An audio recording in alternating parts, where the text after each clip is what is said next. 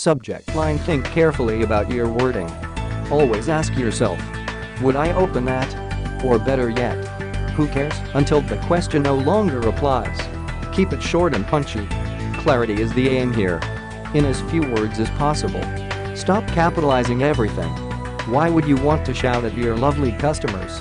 Caps lock. Don't use people's names in the subject line. This is more of a personal gripe, I suppose, but I find it a massive turn-off when brands do this.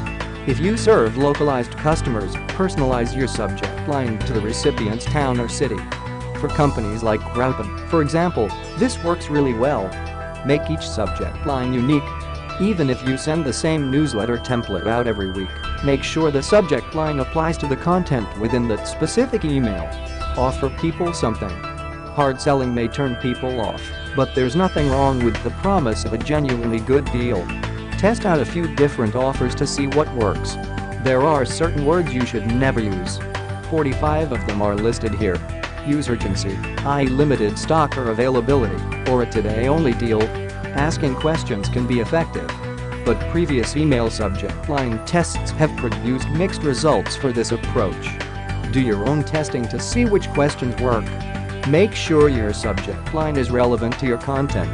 If it's nothing but clickbait, people might be reluctant to open it next time. Experiment. Test. Repeat. The only way you're really going to know what works is by testing different subject lines and seeing what gets the most opens. Split testing is a good way to go about this. Don't forget the from line. This should clearly identify who you are as the sender, so people know where the email is coming from.